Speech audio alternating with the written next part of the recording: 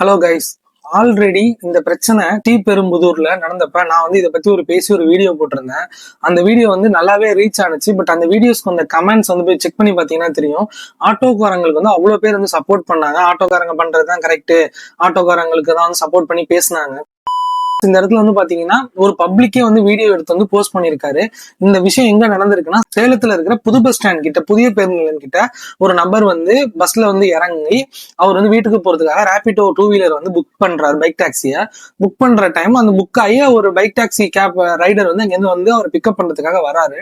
அந்த டைம்ல அவர் ஏறி உட்கார்ந்து இருக்கிற நேரத்துல அங்க இருந்த ஒரு 5-6 ஆட்டோ டிரைவர்ஸ் என்ன பண்ணிருக்காங்க, ஓடி கல்லு, அதாவது எப்படின்னா கல்லை எடுத்து அவரை நோக்கி எரிஞ்சிருக்காங்க. மிஸ் ஆகி அவர் மேல படாம போய் பைக் டயர்ல அடிச்சு கீழே விழுந்திருக்கு.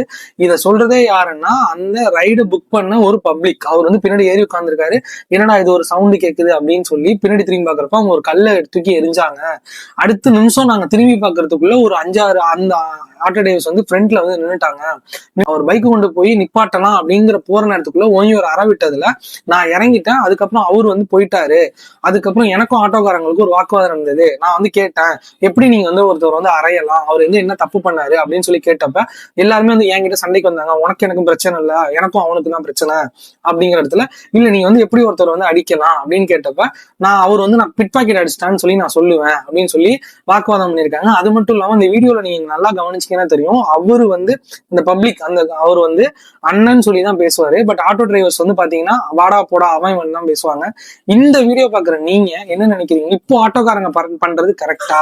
ஆக்சுவலா இது ஒரு பப்ளிக்கே பேசியிருக்காரு. நான் பேச வேண்டியதே இல்லை. நான் என்ன பேசணும்னு நினைக்கிறேனோ அதை அந்த பப்ளிக் அவர் அந்த பையன் பேசியிருக்காப்ல அழகா. சோ இதுல பாத்தீங்கன்னா அவர் தெளிவா சொல்லியிருக்காரு. அவரும் பிழைப்புக்காக தான் வராரு. அவர் பண்றது தப்பா இருந்தாலுமே நீங்க ஒரு போலீஸ் ஸ்டேஷன்ல, நான் ஆல்ரெடி வீடியோ சொன்ன மாதிரிதான், நீங்க போய் போலீஸ் ஸ்டேஷன்ல தான் கம்ப்ளைண்ட் கொடுக்கணும். இந்த மாதிரி கல்லெடுத்து அடிக்கிறதோ, ஒருத்தவங்கள எப்படிங்க ஒரு சக பப்ளிக்க ஒரு ஹியூமன் பீயிங் போயிட்டு ஒரு பப்ளிக்ல வச்சு எப்படிங்க அறைய முடியும்?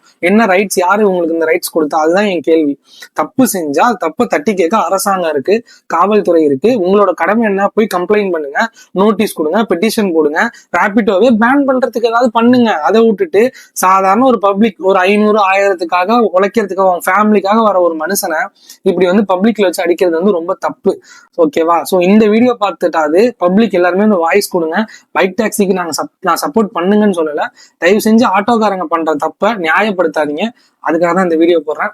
ஸோ இதே மாதிரி லேட்டஸ்ட் அப்டேட்ஸ்க்கு நம்ம சேனலை சப்ஸ்கிரைப் பண்ணிட்டு என்னை ஃபாலோ பண்ணிக்கோங்க. அப்படியே இந்த வீடியோக்கு ஒரு லைக் கொடுத்துருங்க.